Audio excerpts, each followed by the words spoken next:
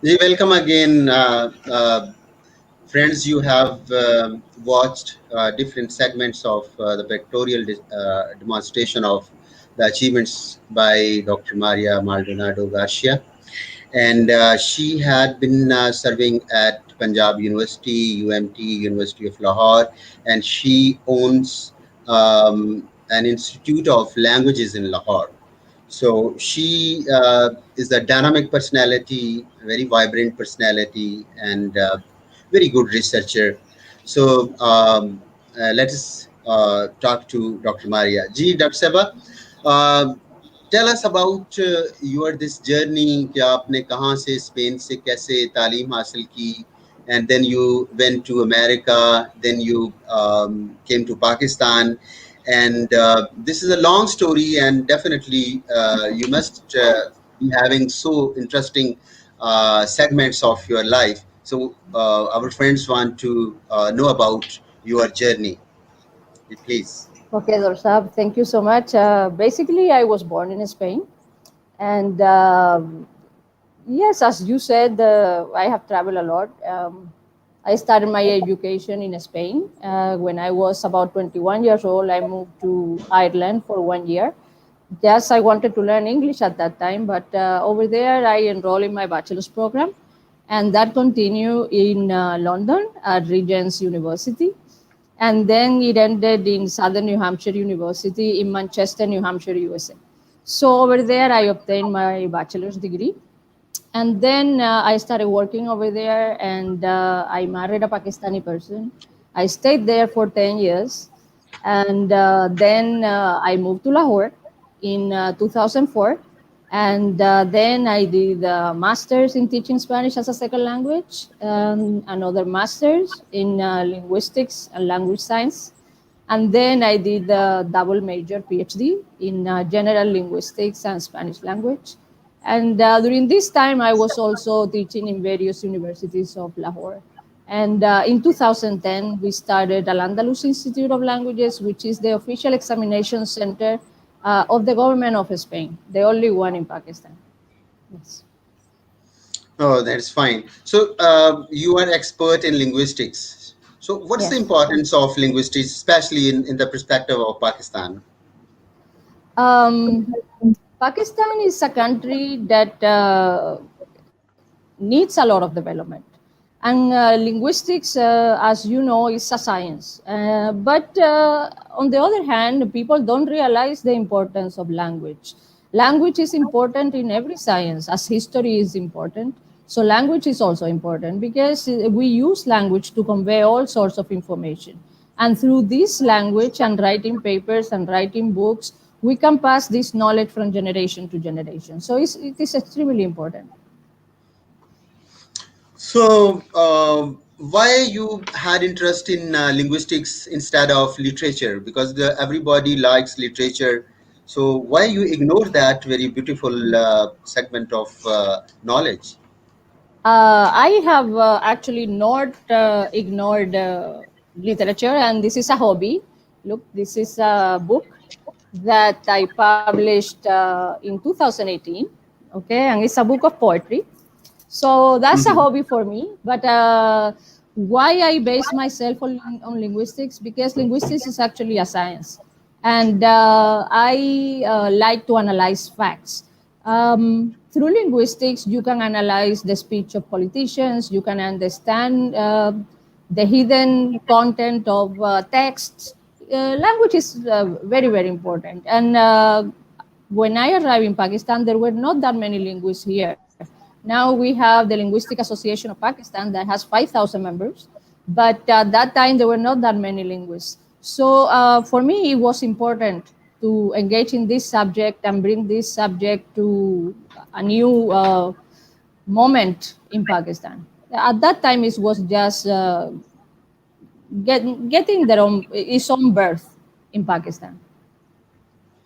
So So it was you important for me. started your career from Spain, then in England, Ireland, United States of America, then Pakistan. So there is a big cultural diversity, and definitely there was Absolutely. of a problem of language, and change of culture. And Yes. I think you accepted Islam at the age of in 20s. You Yes. accepted Islam, yes. So, what kind of diversity you have enjoyed, and what kind of diversity created problem for you? Because this is very difficult decision to leave motherland, and this is not only a country change of country; it's a change of continent. Absolutely, not only a change of continent, a change of culture, a change of language, as you said, a change of religion as well. And I have lived in very progressive countries, and then after that, I came to Pakistan. So you are absolutely right. For me, the United States of America was extremely progressive. Spain is progressive, or it was progressive at my time already. Pakistan was an entirely different environment for me. So the adjustment was quite considerable. Yes, absolutely. Things that have created problems for me, not as such problems, but probably adjustments. I would say that the fact that because in my country, actually, I could go anywhere walking. Over here, if a woman goes anywhere walking, that can create problems for her. So that has created a little bit of a problem for me, but I have adjusted already. And we are dealing with that. Also, the fact that joint families are there is a very interesting concept for me. Yeah, I have never experienced this before. It has advantages and disadvantages. And but if everybody has good intentions, it's quite enjoyable. So, any fight with the relatives in joint family, because this is a common feature of a um, every family has their in and outs. yes, definitely. This is a natural So, phenomenon. and absolutely, and everyone has their own personality and their own moments and their own moods. So I believe that this happens everywhere. Yes. So, had they reacted in Punjabi sometime? Oh, all the time. Whenever my son wants to tease me, he talks to me in Punjabi and he says, Tanu ki masla, and blah, blah, blah. Tenu ki masla hai yaar. Tenu Yeah. problem ki hai? Yes, yes. What's your problem? Okay. So, just we want to know about your contribution in research. What's your In research? research, yeah. My PhD, you see, when I arrived to Pakistan, I thought that I needed to contribute to this country because this country has accepted me as a daughter of it. I've lived here since 2004, so it has been almost 18 years. So I thought that whatever I do, it has to be a benefit for this country. So in my PhD thesis, I not only investigated my own language and English, but I also investigated Urdu. And from that PhD thesis, there were various discoveries. This book was also published, which is called Urdu Evolution and Reforms. Okay, I Yes, don't know if you book can book see it there. viewers. This is a book. Please, uh, Urdu Evolution and Reforms. This is book Yes, published by Dr. Maria Maldonado. When it was published? it was first published in 2015, and at the moment, the second edition is being considered by Oxford University Press. This book talks about the history and the origin of Urdu language and the reforms that the language has gone through. So basically, there is a myth in Urdu, which is that it is the language of the armies. And Dr. Tariq Rahman and other authors like King, they kept on saying that Urdu is not a language of the armies. They said that Urdu derived from Sanskrit, but they couldn't prove it. So, through an etymological analysis, I have proven that Urdu derived from Sanskrit and then it received loanwords from Persian and Arabic. And it is also thought or believed that Urdu has loanwords from Turkish, but it is not like that. In the book, I have also proven that Turkish and Urdu borrowed from Arabic and Persian, and those words that were borrowed from Arabic and Persian are actually the same. And this is why it is thought that Urdu took them from Arabic, but sorry, from Turkish, but it is not like that. So, have you traced out the origin? Who was the writer who claimed that it is basically derived from Turkish? Who was the There first one? are several authors. No, no, no. The authors, what the authors say is that it is a language of the armies, and that at a specific moment in time in history, the armies, Persian armies, Arabic and Turkish armies got together and created Urdu. They started Yes. speaking a new language, which was Urdu. But this So is not like you that. disprove that. Yes, I You have disproven that, and actually, from a linguistic point of view, it is impossible to have a language created spontaneously by joining three different languages. No, that's fine. But in Urdu, as I know about the evolution of Urdu, especially in the perspective that you have already defined, Urdu, the army came from different countries, because this was Yes, not a one country army. Some people yes, from Turkey, some people from Central Asian states, some from Iran, some from Afghanistan. So it was composition of different countries people, and yes, they started they were talking different languages, yes. and That is the myth. some words Yes, from, yes, some words from Turkish languages, some from Punjabi, some from Sanskrit, some from Arabic, some from. So it was a mixture, because different army men came from different societies, gathered on one place, and they started this. This is the origin, as we have read in the different. Not Tariq Rahman. Tariq Rahman is a modern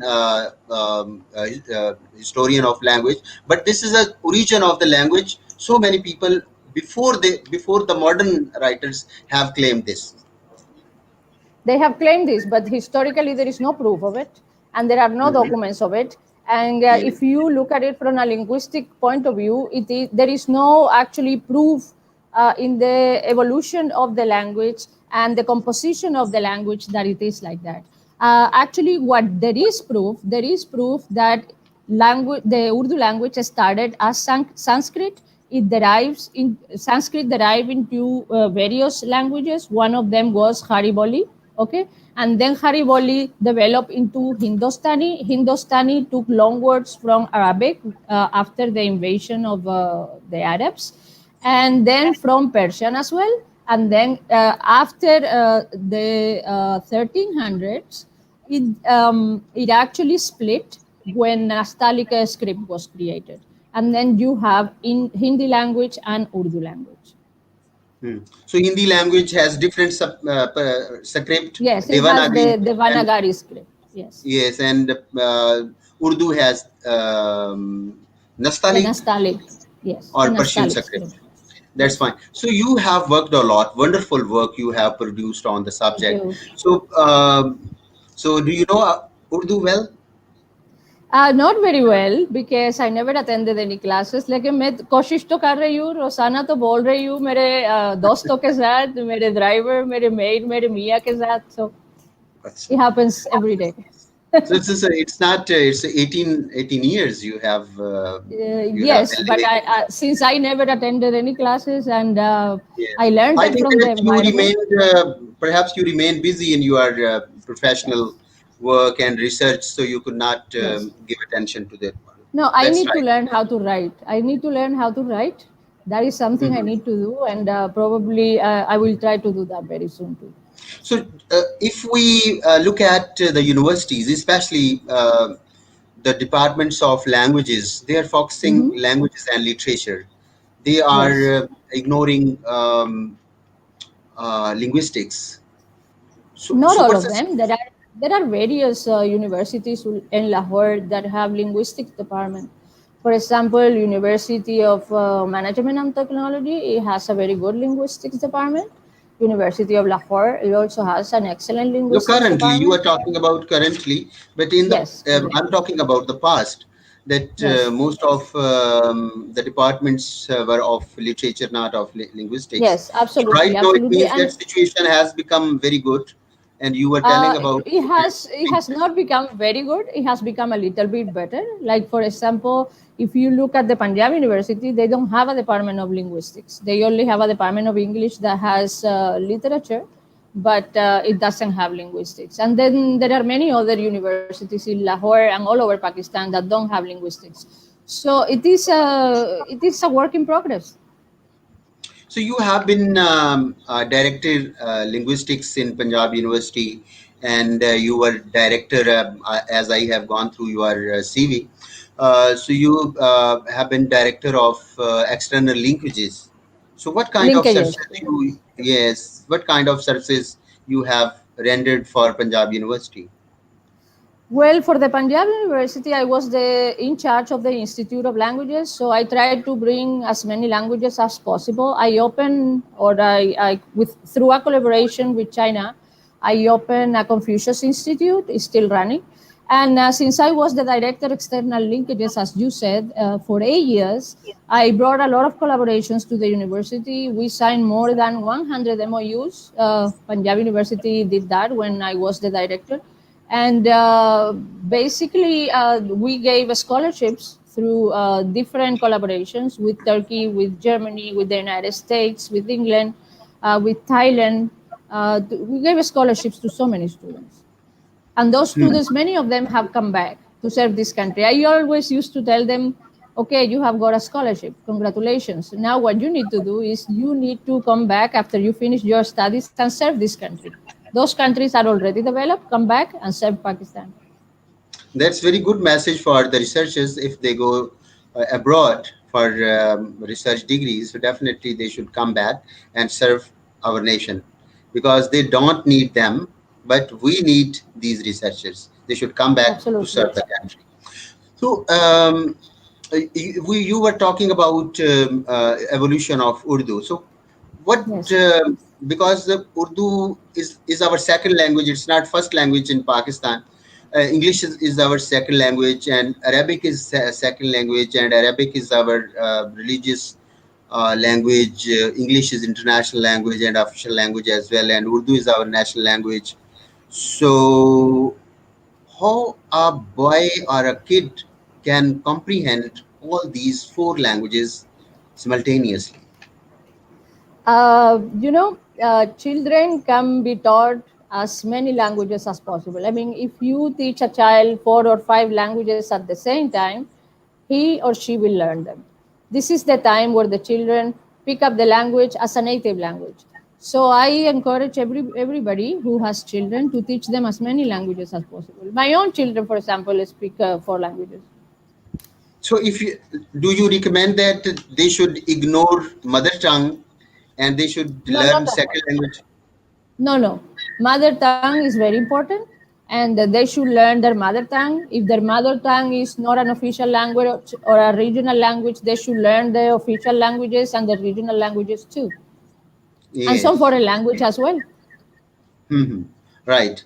So, do you know about Urdu poetry and कोई शेर सुना दें अगर आप No, I'm नाज़रीन? sorry. That will be really hard for me. Uh, So, any incident you encountered during your university life and it saddened you, and any incident that made you happy? A lot of things made me happy. The students made me happy. The progress of the students made me happy. When the Punjab University got a better ranking, or when University of Lahore or University of Management and Technology got better rankings, that used to make me very happy, because that meant that the quality of the teaching and the research was improving in Pakistan. So those things made me happy. However, there are moments of sadness as well.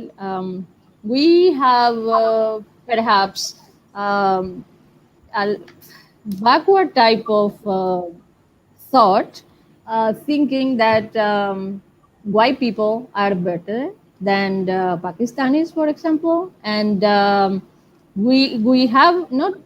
I wouldn't say we, but I would say we in the sense that I am a part of this culture now after 18 years.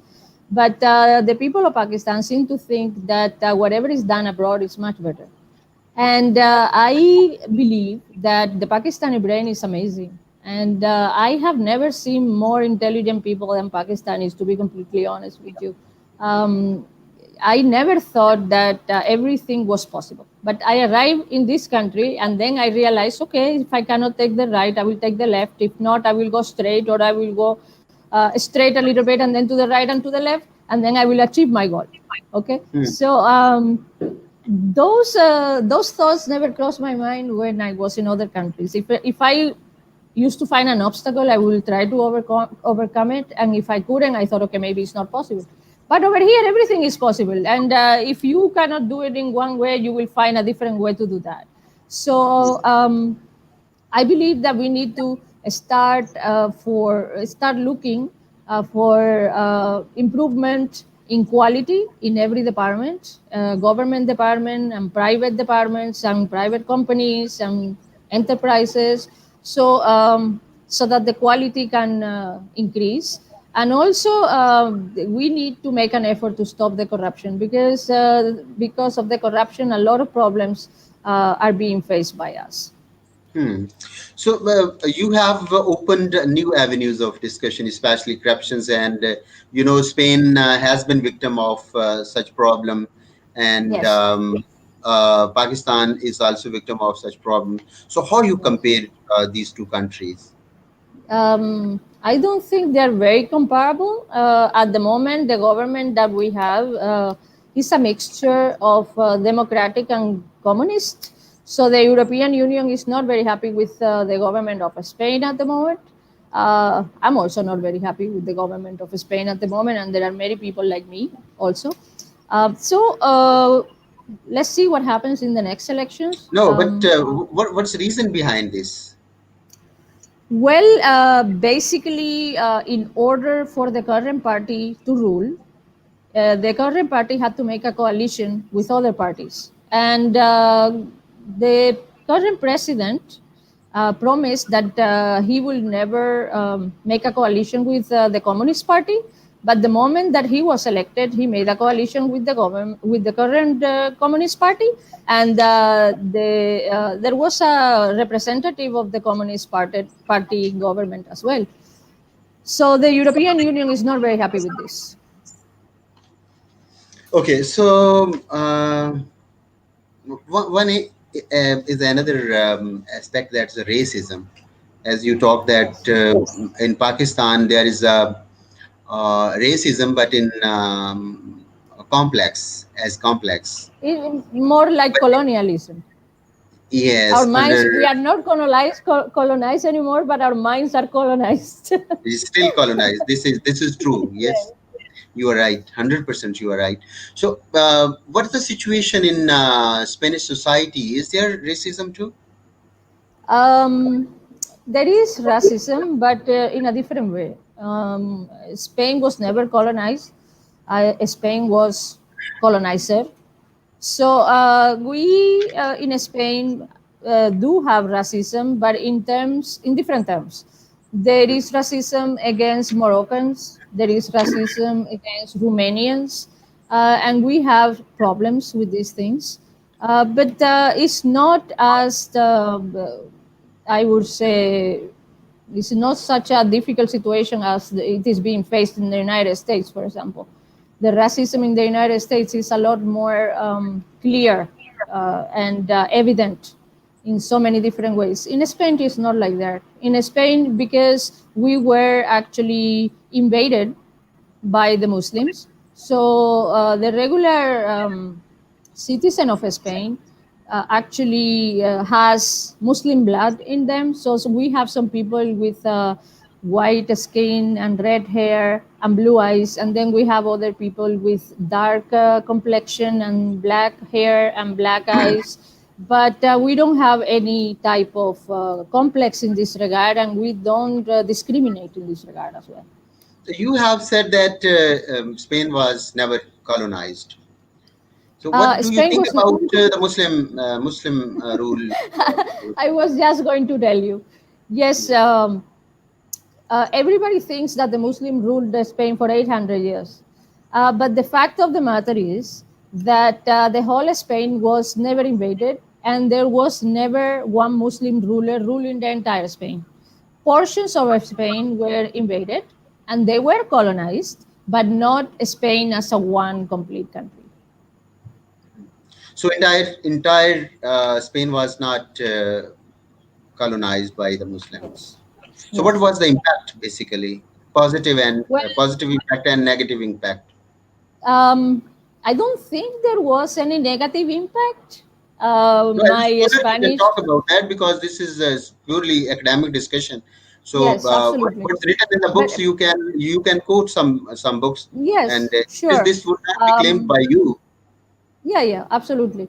No, I don't think Spain, other people in Spain may disagree, but I don't think this is my own opinion. I don't think that there were any negative impacts. In fact, the Muslims brought science, they brought astronomy, they brought so many advancements to Spain. Um, and this is reflected in the vocabulary of Spain as well, because at some point in time we had 4,000 words from Arabic in Spanish language. Mhm. As it happened in Urdu, many words, people made efforts to remove the Arabic words and keep Latin words because Spanish is a language that derived from Latin.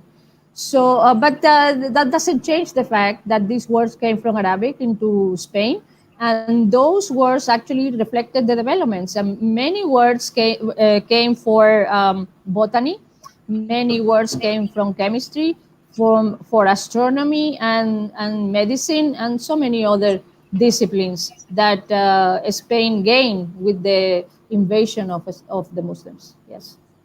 So, the scholars have talked a lot about the reconversion of the Spanish to the traditional religious creed, and they became Muslims. Then again, they became Christians.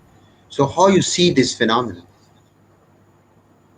Well, Islam was gaining power, but then there was coalition or an arranged marriage of one queen from one region and one king from another region of Spain, and they decided that they were going to throw out the Muslims.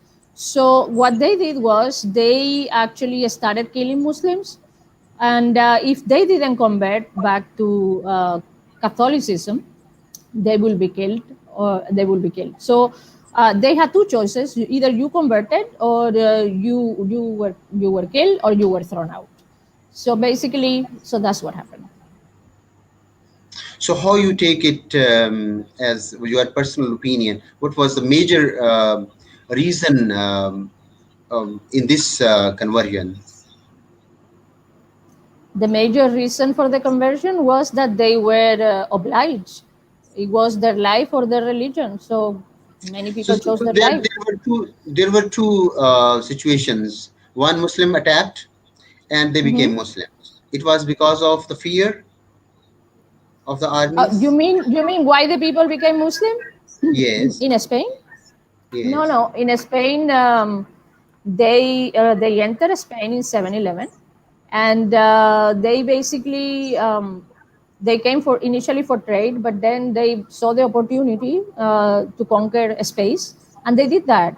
And then people converted because they wanted to convert. Nobody was forced to convert to Islam. It didn't happen the other way around. Like people were forced to convert to Catholicism, but I do not think that the Muslims forced anybody to become Muslim. They were just doing it for themselves. Now, if you have declared that it was a willing conversion, Well, I why? am not I am not a historian, but Okay. I don't have any knowledge of forced No, conversions to but Islam. it was not a historian's accounts. Actually, I wanted to know that was there any major problem still as Greeks have in their mind against the Muslims still, and because this is a common phenomenon when one nation attacks some region, so definitely they don't like it. They don't welcome it Yes. to the core part. So there is a You're faction. absolutely right. You're absolutely Yes, right. But the Muslims stayed there from 711 until 1492. So those were hundreds of years. In those hundreds of years, people got used to their presence in Spain. yes. So there Obviously, was no obviously, suppression. There was no no, no. suppression, no cruelty. That there was, obviously there was, because as I told you, they didn't invade the entire peninsula. They actually Mhm. invaded pockets, and they invaded the south part mostly, which was called Al Andalus. And in that part, yes, they were ruling, but in the northern parts of the country, they were not ruling, and those people were not happy that they were in the peninsula, Yes, and they wanted yes. to take those lands from them. So this is the point where I want to talk about the revolutionary sentiments, the revolutionary emotions among the people. This is again natural phenomena. So Mhm. what is the current situation? What's the Catalonian? What's the issue? Catalunya, Catalunya. Yes. So Catalonia. what's this? Well, Yes. that is a different situation. No, but Actually, the dissidents and revolutionary people, yes, they don't accept dictatorship, and the yes, other end, some are separatist. So, what kind of yes. We have two regions. We have two regions in Spain. One of them is the Basque Country. They want to be independent. They are in the northern part of Spain, and they are a region. They are an autonomous community, and they want to be independent. And because of them, we had a lot of terrorism in Spain. But I think this situation is now under control.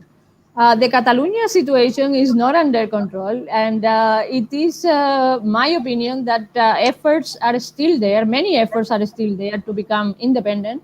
But again, the European Union has stated that if they become European, they will be out of the European Union. So I don't think they are going to become independent anytime soon.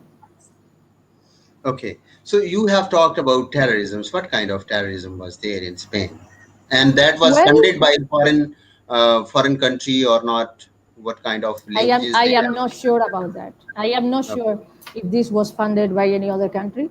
But yes, there were car bombs, and there were killings of police officers, and there were kidnappings, and there were kidnappings for ransom, and if the ransom wasn't paid, so there were killings and things like that. It's terrible. Yes, it is. So I have listened about the people of Spain. They are very loving, very docile-minded, and love roses and flowers. So how they can tolerate such terroristic activities? Tolerating terrorism is very hard, not only for the Spanish but for everyone. Okay, Yeah. so yes, you're absolutely right. It's very difficult. It's very difficult. So just I have questioned that. Were there any movements or organizations which were trying to eliminate terrorism and all these hate-ridden. Yes, Yes. So I want to of know course about. we had the national police, we had the Guardia, the civil guards, what we call the Guardia Civil. This organization and the government, they were trying to curb terrorism, and finally, I think that by the grace of God, by the grace of Allah Subhanahu wa Taala, we have achieved that. So as a Western or Spanish female, you were grown up as a Spanish or as independent and empowered um, youth. So after accepting Islam, you Mhm. accepted some restrictions as Muslim, Yes. and Okay. You can then call you those restrictions. Sure. Uh, then you came to Pakistan, and there were some cultural restrictions as well. So, how you see that, as you have objected my word restrictions? So, how you No, explain? no, no. No, You're no. most I welcome. have. There is no objection on the word restriction. Yeah, there are all kinds of restrictions everywhere, but I don't think that necessarily they come from Islam. They also come from the culture. Um, I am lately very saddened at the amount of crimes against women that are happening in Pakistan. As you know, this the latest one, Miss Noor, she was actually assassinated by somebody she was dating. So yes, these things sadden me. I don't understand why some men will think or will feel entitled to commit such crimes. And in this case, probably he had some type of mental disorder. But in the majority of the cases, like the lady that was raped in the highway in front of her three children, I don't Yes. think those people had any mental disorder. So I believe that we need to be a better society, raise our sons, especially our sons, in a better way, and to ensure that they are not rapists and they are not women abusers, and explain that Islam has given women uh, this status that they are a companion to the males, but not a servant to the males. Yes, so you have talked about the recent incidents, especially against violence against women. Who is responsible for such incidents, according to your analysis? Well, I think that we are all responsible in a way. I wouldn't blame the victims for that. I wouldn't blame the women, but of course not. But I think that our justice system needs to improve. I think that many rapists are let go by the justice system with a small pat in the hand, like saying, okay, don't do it again. This shouldn't happen. There should be very strict penalties for this kind of acts. And in Islam, we have this thing. A rape, I think that the punishment for rape in Islam is death. So I think that we need to start applying these things in our justice system too. After all, this is the Islamic Republic of Pakistan, right? It's a Islamic, but it's a republic as well. Yes. So women empowerment is a well taken subject in current era.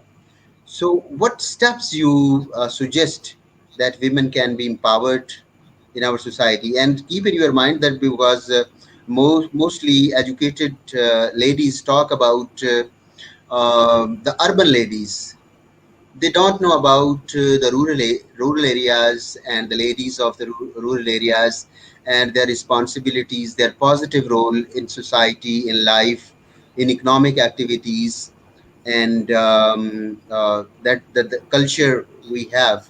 So, okay, if you have a look at the urban areas, as you talked and referred to different incidents, so how women empowerment can be ensured?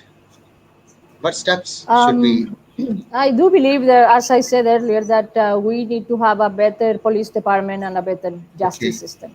If Hmm. these things were there, I think that men will not, or this type of men that commit these crimes, will not be encouraged to do so. Actually, they will be discouraged. I think, as a scholar, because I'm talking to a scholar, so please take it an academic question. Okay, if we say that police and judiciary, so it means that these are the locus of the evil. No, they are So what not about the the source society? of. I don't believe they are the source of the evil. I don't believe they are totally the source of Yes. the evil. They are not. But since they don't stop it, so it continues, right? So the source of the evil is the fact that we are not raising our children properly. I believe. So how children should be trained? Well, they should be trained in a way that they should respect everyone. Because They I expect some solid responses on this sensitive topic. Because this is the very common answer that we should adopt Islam, we should adopt good ways. But how good ways can be adopted? This is a question for the scholars. So you are an international scholar, so we expect a lot from your discussion. So the Dr. Akhtar. women empowerment, it's a question in Pakistan. So, and women are always target of some men. So, is there some cultural issues? Is there some societal problem? How There are a lot of societal problems and a lot of I'm not sure about, well, I maybe cultural issues too, because traditionally women have stayed at home and the men went outside, and now if a woman tries to go outside, let's say, I don't know, maybe to the market next door in the middle of the night, so something can happen to her. So many women don't go out at night just because of that, and if God forbid anything like that will happen, the victim will be blamed. They will say, oh, what was she doing in the middle of the night outside, right? Or what clothes was she wearing? And maybe she was not wearing any skimpy or short clothes. She was wearing an abaya. So clothing has nothing to do with it, and the time of the night also has nothing to do with it. It has to do with the attitude of men, that they believe that they can do these things, or they have so? the right to do that. Hmm. So, according to your analysis, if they have such kind of mentality, so that can be curbed by police and fair judicial system. First of all, it can be curbed by education. Okay. Okay, education is the main thing. Then after that, a better police and a better judiciary system. So, do you think that in our universities and in our schools there is no such incidents? That There is a are hub of. such there are many kinds of incidents. There not only sexual harassment, there is professional harassment of women as well. But in a professional environment, and in an educational environment, it is harder for men to do these things, because there is an authority, there is a maybe a harassment committee of the university, there is a vice chancellor or a rector, and these people look into these cases, and many professors and many students have been thrown out of universities because of these cases. But in an open society, the situation becomes more difficult.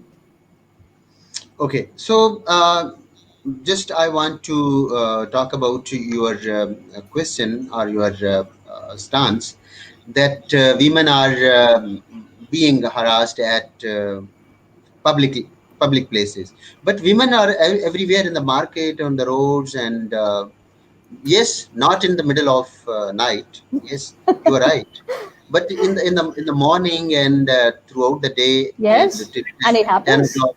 Yes. So It how you see happens. it? It happens during the day. It happens at all times. Hmm. So women are roaming here and there, and they are going to the market, banks, public places. They are making shopping and marketing, doing jobs. So Yes. they don't feel discouragement. They are confident enough. So don't you see that it's a positive aspect? No, absolutely, it is a positive aspect. Of course, if we were harassed and then we ran home and we didn't do jobs, so that means that the harasser gets away with the harassment, right? So, of course, we need to continue taking positive steps towards this, empowerment. Hmm. Okay, so in Punjab, you have been in Punjab for last 18 years, and Yes, yes, definitely in your relatives' marriage, you have attended the marriage parties, and there were some yes, songs, cultural songs. Um, yes. so, what kind of things, interesting things you have seen regarding marriage party? Well, the marriage ceremonies in Pakistan, are, as you said, are very colorful. Our marriage ceremonies are not like that. We get very formal, and the bride gets a white dress and blah blah, and everybody acts very solemn. But in Pakistan, it's not like that. In Pakistan, it's a complete festival. What happens in the marriage ceremony? So it's very endearing. It's very endearing. Um, One thing is very interesting to me, at least. I don't know if you will feel this way or our viewers will feel this way too, but the way the people rush towards the food, that is so hilarious. The food opens roti and खुल गई है, everybody runs. वो कहना है रोटी खुल गई है. Absolutely. Absolutely. So roti is attacked by the janjis. तो janji किसको कहते हैं? Janji. I don't know what that means. You don't know. Janji किसको कहते हैं? You don't know. No, Barat. I don't know. Barat, Barat. yes, the Barat is the second day of the wedding when the newly wed couple go together to the boy's house. Voti किसको कहते हैं? Voti. I don't know. Lada. Nada? You don't. No, I don't know. Okay. This is a So vocabulary exam today, Dr. Akhtar. just I wanted to check your Punjabi because you are in My Punjab. Punjabi is not that good. My Urdu is better than my Punjabi. I just understand Punjabi a little bit, okay? But definitely not to pass your exams. No, you have been with the Punjabi relatives, so definitely they can But they talk don't about. speak Punjabi with me. They don't speak Punjabi with me. They speak Urdu with me or they speak English with me.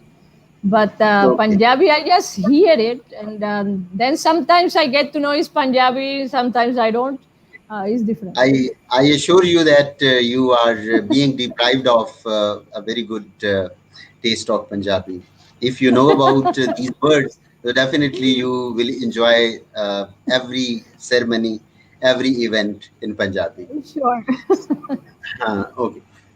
So, what about the movies? Do you see watch movies, Urdu movies, Um, or when Urdu dramas? movies, yeah, dramas, not really. I don't really like the dramas. There were a couple of dramas that were all right, but you know these fights with the between the mother-in-law, the daughter-in-law, and you know I'm a scientist, so for me this is very difficult to pay attention to, uh, you know. But I understand that a large percentage of the Pakistani population watches these things. I don't. I prefer to watch documentaries and So we foreign have a movies. little time to go, just 10 minutes we have. So tell Okay. me about your next planning, your about, especially about your institute, Andalus, that's Gulberg based institute, Yes. and offering courses, what kind of courses your institute is doing. Yes, so we are offering the official exams of Spanish language. So we also teach Spanish over there. We teach Chinese, we teach Russian, German, French, Arabic, this kind of courses. Italian sometimes. And a few days back, we got a Turkish instructor. So we will be offering Turkish as well. Yes. So do you charge big money? I think the fee is quite affordable. Okay. So, what plans you have in your mind, especially regarding your research and about the courses at your center? For my research, I'm going to continue researching some languages of Pakistan. And for my center, I have various plans for it. One of the plans that I want to start very soon is that we want to have some special seminars for research, and we want to have special seminars also for the culture of each country to attract students towards a particular language, whatever language of their choice it is. Also, our exams are very important for the government of Spain because through those they are necessary. The exams are necessary for obtaining the nationality of Spain, and there are a lot of Pakistani people that are applying for the nationality. So they come to my center, they take the exam, and then they go back to Spain, and with their exam already passed. So some of these things are very important for my institute, and yes, those are the plans I have right now. So, do you recommend Pakistanis to go to Spain for what? Well, there are, I don't know if you know about that, Dr. Akhtar, but in Barcelona there are 3 lakh Pakistanis, and the majority of them are from Gujarat.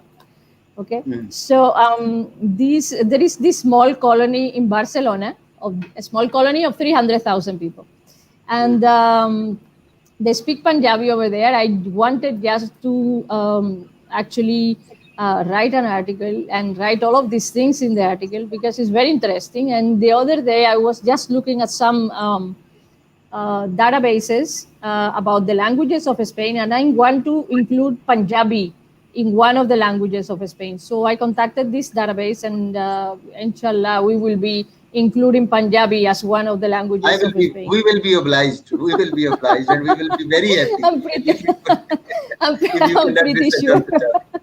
Yes. I'm So, pretty sure.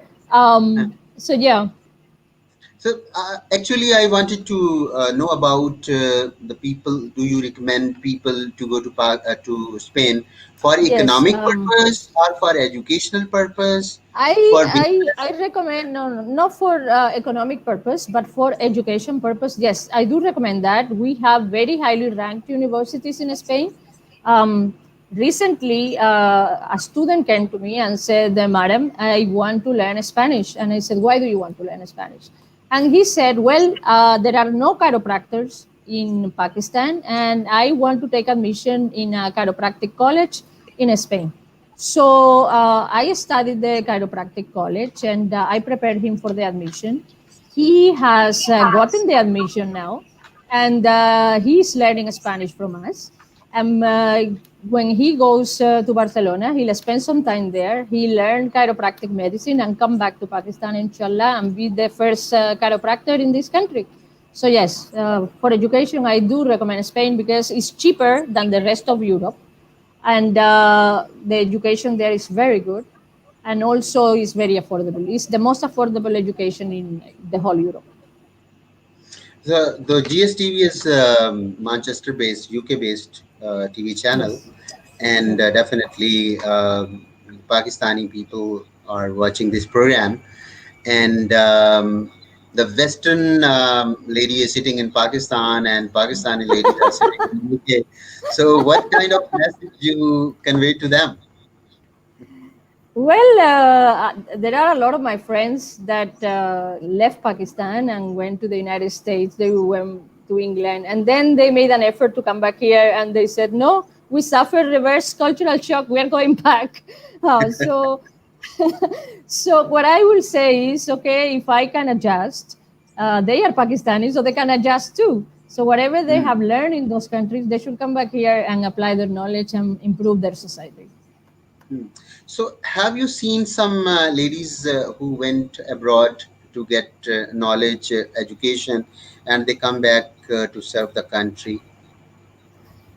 Yes, there are many of them. There are many ladies who went to any foreign country of the world. They got their PhDs and they came back to Pakistan and they became faculty members in different universities. Yes, absolutely. So, There are many of them. can you name few? Uh, can I name a few? Yes, there is Hira Javed. Um, How she many is. books? How many Sorry. books she has produced? I am not sure. I am not sure how many books she has produced, So but just yes, there are. I want to point out if Dr. Yes, Maria has come from Spain and she yes, has conducted research on Urdu, evolution of Urdu and Urdu yes, reforms, and yes. if a Pakistani lady goes abroad and comes back, and how much research work she has produced. This is Okay, my so question. I'll give you, sure, I'll give you an example of a couple of friends of mine. There is Dr. Nosheen Ishak. She is a professor of literature, and she did her PhD from Malaysia, and she has come back and she has written many articles. Then there is Dr. Bushra Sani. She went to England and did her PhD in linguistics, and she has also come back and she's teaching now and writing papers. And then there is, for example, Dr. Naveed Rihan. She did her PhD from Idaho, and she has written many papers. Dr. Naila Sahar. Then there is Dr. Nadia Anwar. So many of them. There are so many of them. That's very good news uh, from you that our ladies are performing well in the field of research and knowledge. Yes. So, uh, next, we have just 2 minutes to go. And what kind of message you have for our viewers? Uh, it's up to you. Okay. So when I was in the United States, the people over there used to say, don't think what your country can do for you, think what you can do for your country. So this message Good. is the message that I want to convey to the Pakistani people. Think what you can do for your country, because whatever you do affects your environment. If everyone started doing what they could do for their country, we would live in a much better place. Yes. So, any message to Pakistanis, especially regarding your institute? Visit anytime you want.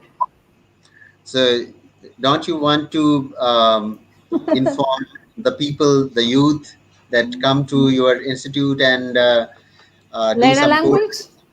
Yeah, Yes, sure. Why not? Of course. If you learn an extra language, the gray matter of your brain increases and you become more intelligent. So come to my institute, learn a language, and become more intelligent. Sure. that's very good. So, Samain, आपने गुफ्तगू सुनी doctor Maria Maldonado Garcia, and she is an author of different books, and plenty of research articles have been published in national and international journals. She has been professor of different universities, researcher, linguist. Pakistan में ख़ास तौर पे जो linguistics की study की ज़रूरत है उसको डॉक्टर मारिया माल्डोनाडो उसको पूरा कर रही हैं. हमारे लिए ये खुशी का बायस है कि वो आज हमारी मेहमान थी और हमारे सामईन ने उनसे बहुत ज़्यादा उसके कमेंट्स जो हैं वो देख रहे थे कि उन्होंने बहुत ज़्यादा लाइक किया उनको. तो इस मैसेज के साथ मैं आपसे इजाज़त चाहूँगा कि अगर 18 साल लाहौर में रहने के लिए एक स्पेन से एक खातून आती हैं और आज ये उर्दू के ऊपर काम करती हैं और उर्दू एवोल्यूशन के ऊपर काम करती हैं जो हमारी ज़ुबानें हैं, तो हमारे जो प्रोफेसर्स हैं, रिसर्चर्स हैं, वो अगर इतनी जांफशानी से, इतनी तनदेही से काम करें तो वो कितना रेवोल्यूशन ला सकते हैं. आपकी बहुत मेहरबानी, बहुत शुक्रिया. पाकिस्तान दिल जिंदाबाद. से शुक्रिया. दिल से शुक्रिया. Thank you. थैंक यू, बहुत Thank शुक्रिया. you.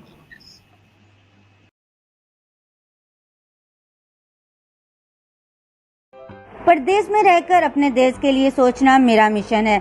मैं अपने रब से तिजारत करती हूँ.